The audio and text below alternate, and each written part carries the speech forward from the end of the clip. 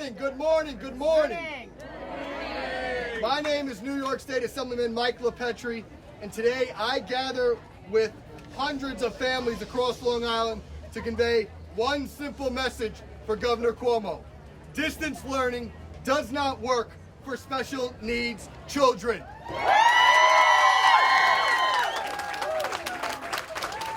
Since the onset of this pandemic, I have spoken with hundreds of parents who are watching their children regress right before their eyes. For this population, the transition to virtual learning for these students isn't as simple as turning on a computer and submitting an assignment. For special needs students, in-person instruction is critical for improvement in their ability to learn, process, and grow from their educational experience. Further, it is often forgotten that many of these children operate on an extended school year schedule and receive services year-round. This interruption of services has proven detrimental to so many children. Beyond special education, there are several services including physical therapy, occupational therapy, vision and speech, and so much more that you will hear about shortly that simply cannot be truly effective via a virtual platform. Children with disabilities have now gone months without adequate services. For a population of students whose very growth and development is often dependent on structure, repetition, and socialization, there's a real fear about what the upcoming summer without services will mean for these kids. These parents will all tell you firsthand that skills which took their children years to develop have been wiped out in a matter of months.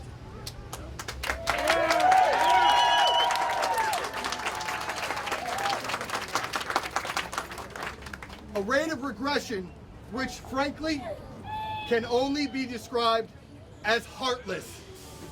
Similarly, those individuals residing in group homes have been denied visits from their loved ones. It is unfathomable to imagine what this may mean to someone who may not fully understand the current situation.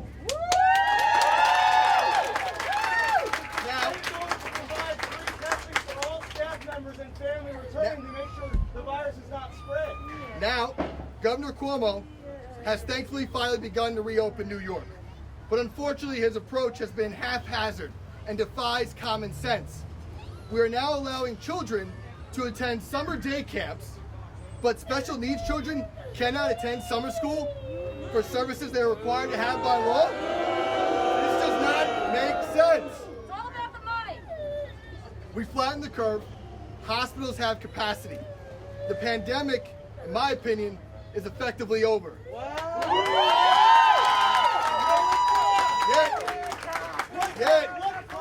Yet, this is about the children, yet the children with disabilities. Test everyone. Do you want your child to get sick and die? Do you? Easy. Ladies and listen, stay home. Yes, your choice. Stay home.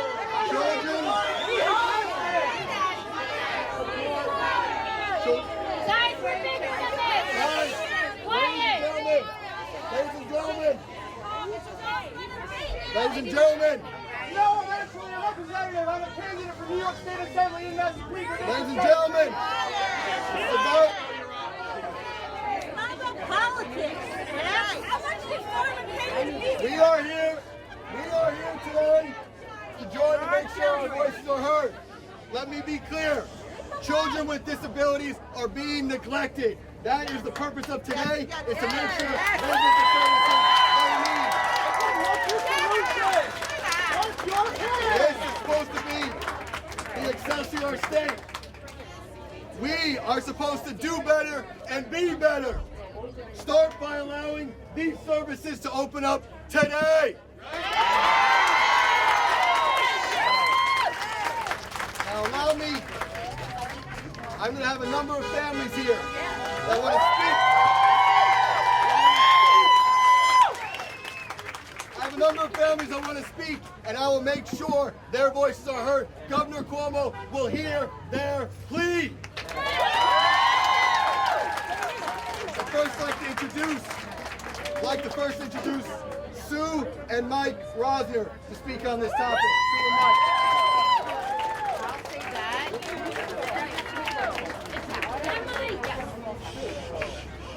Good morning, everybody. Hi. My name is Sue Rosner. This is my husband, Mike Rosner. Speak into the microphone. My name is Sue Rosner. I am a wife. I work full-time, and I am the mother of twins with autism. And a stepmom. I'm speaking loud. And a stepmom to a daughter with developmental disabilities. I am here today because I am fed up with the government saying that our children's education, my daughter's education, is not essential. Remote learning is not an appropriate option for our children. I have tried the Zoom sessions. My daughter cannot be on Zoom for more than 5 minutes without having a 3-hour tantrum after. It is not working. Our children cannot learn the same way typical, neurotypical kids can learn. The governor is abandoning us and our children. We need to resume summer session. Remote learning for kids with autism just doesn't work. It is a disaster. Our children need to be in a setting that has consistency and routine, where they can get the services they deserve, where they can get the equipment that they deserve, where they can get the education that they deserve. It is a travesty what's going on with our children. I implore the governor to open up our schools. If day camps are allowed to open, then certainly our schools can open safely. The amount of aggression I've seen from 15 years of work for my daughter is happening now, and it needs to stop now. By opening end-of-year school programs. I appreciate everybody being here. I certainly appreciate Mike LiPetri for standing with us, for letting me have a voice, for my daughter Carly, and for fighting to have our schools open safely for the summer and allow our kids to get the free, fair, and appropriate education that they well deserve. Thank you.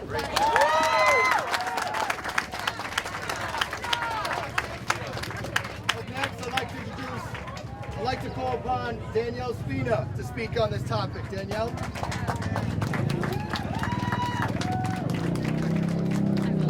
Good morning, everyone. My name is Danielle Spina. This is my son, Lucas.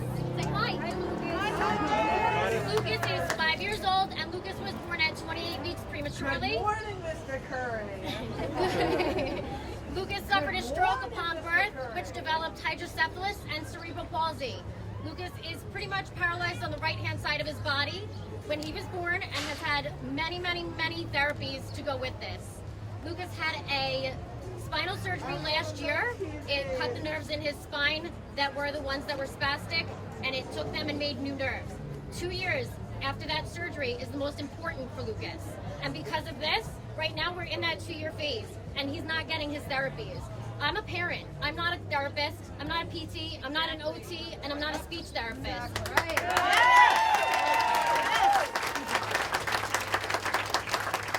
I can't do the things that these therapists can do with our children on a daily basis. I can make him stand up, great, but how am I knowing that I'm doing it right? How do I know I'm not hurting him? How do I know that this is the way that it's supposed to go? These are our stepping stones for our kids. They need this stuff. It's absolutely unacceptable that we are allowed to open summer camps and outdoor dining, and our kids can't go to school. Absolutely.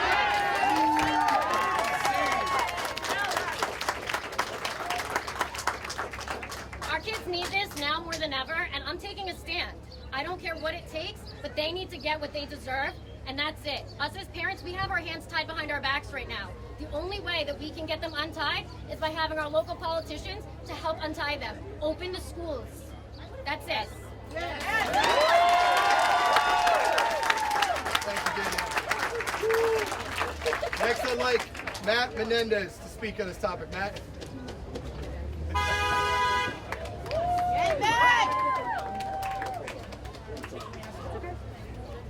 Hello, everybody. First, I want to thank everybody for coming out and supporting every child with special needs. It doesn't matter what the diagnosis is, what their issue is. It's about them. Secondly, I do want to apologize for my outburst a little while ago. It was uncalled for. This is a very sensitive topic for my wife and my son and myself.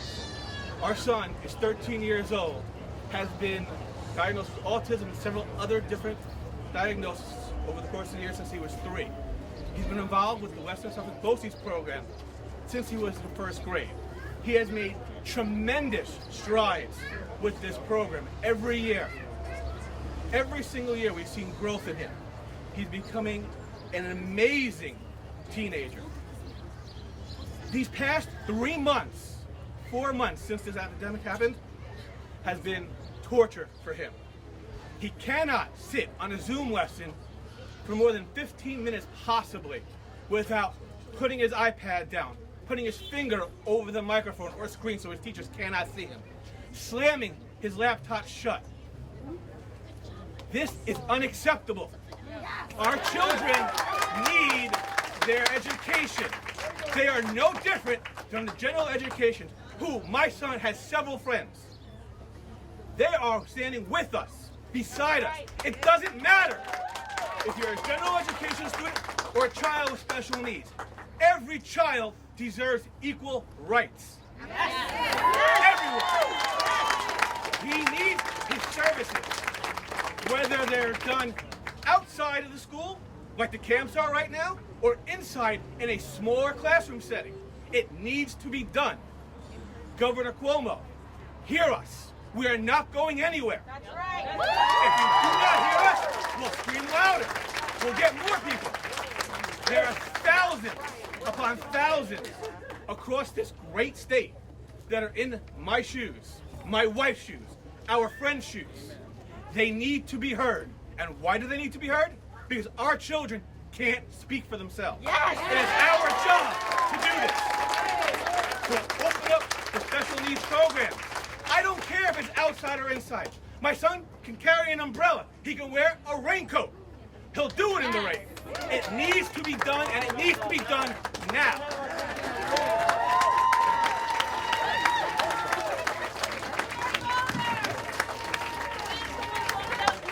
Next, I'd like to introduce Gina McGoldrick. Gina. Hello, everyone.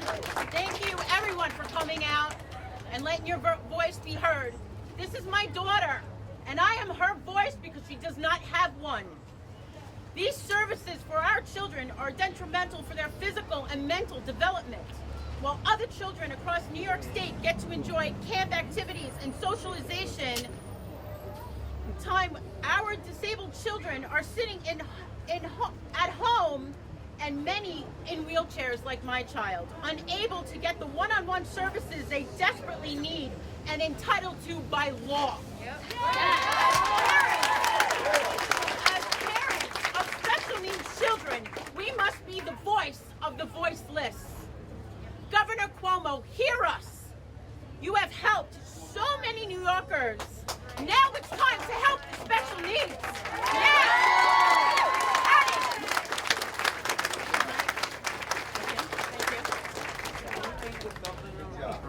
I'd like to next introduce Jamie Scalise of Make Ideas Happen. Jamie.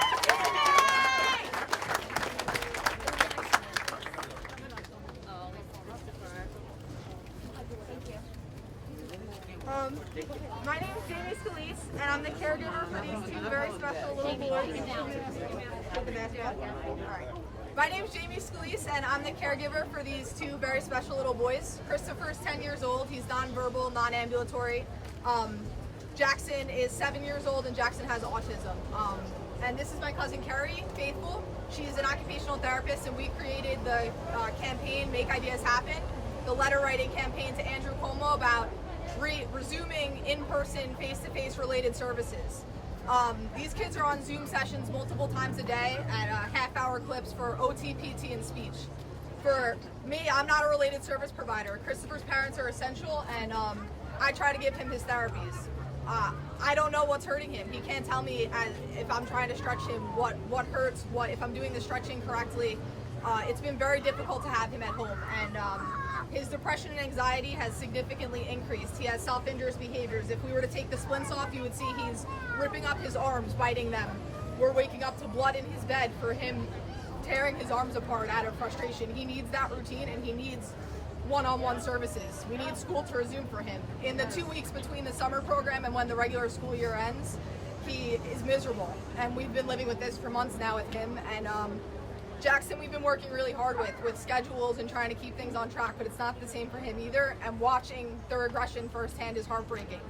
So we founded this Facebook group and campaign to try to come together as a family and try to move mountains and do something about this, because we need to be heard. He can't fight for himself. He doesn't have a voice. We need to be a voice for him. I'm an occupational therapy provider, so I work with children with special needs. I'm also the mom to a child with special needs, so this definitely touches my heart. I see what families are going through. Some kids actually do great with telehealth, and some kids just don't. And that's why it's individualized service plans that we provide these children. It's individualized because they need the individual attention. Every child with special needs is different and requires something different to help them make progress. So I'm seeing this regression both personally and professionally. We need someone to help our kids. And so I'm just asking all of you and Governor Cuomo and anyone else who has the power to make a difference, please, we're begging you to help our kids. They need this help. And if you can get a haircut in phase 2, one-to-one with your barber, why can't I provide occupational therapy to my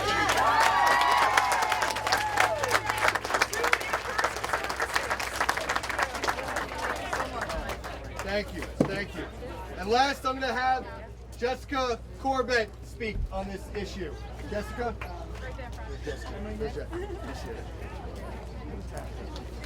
Good morning. I'm Jessica Corbett. I'm the mom of an 18-year-old teenage girl who's entering her last year of school next year. I've been advocating for children with disabilities for about 5 years now. After I was told by the state my daughter could not receive a diploma without passing 5 Regents exams, I joined with a group of women, and our advocacy got things done. My daughter will leave high school next year with a high school diploma in New York State. Thank you. And thank you for having this, putting this all together and letting us get our voices heard. I'm here today because unless you are the parent living in a house with a child with special needs, you have no idea how this pandemic has affected us. Our most vulnerable kids need critical structure and services to develop on a daily basis. We have school districts that have provided technology and are attempting physical therapy, occupational therapy, speech therapy, and counseling services, and you have districts that cannot provide that for their kids. But none of it is working. It's very difficult for parents to provide these services as they are not trained or educated in these fields. Our kids suffer, and in turn, their families suffer. 4 months out of school is a long time, and to add July and August is unacceptable. The mandated compensatory services will never be accomplished when school resumes because they're going to need their other services. So our kids are going to be lost in this system. And for a kid like my daughter, who's leaving after next year, we'll never, ever, ever catch up. I needed this year. She needed this year to learn to read better for her next step in life. And that's not going to happen. Our kids will fall further and further behind. And that's not even speaking about the academics or the social, emotional toll this is having. For all the parents here, we know most of our kids have very few friends or none at all. All their socialization happens in school. Yes. This has left our kids feeling more isolated, lonelier, more depressed and anxious than they ever have been before. And now without the academics, the related services, and the socialization, we are seeing a rise in behaviors at home. Behaviors that we as parents are not able to deal with. We're not equipped. We need these specialists. Many of our kids get BCBAs on a daily basis because they need that. And we need that help as parents. So our kids are struggling, they're screaming, self-injurious behavior, violent towards others, humming, perpetual emotion. And we all know here what that does to our families and to their siblings. It's Their husbands.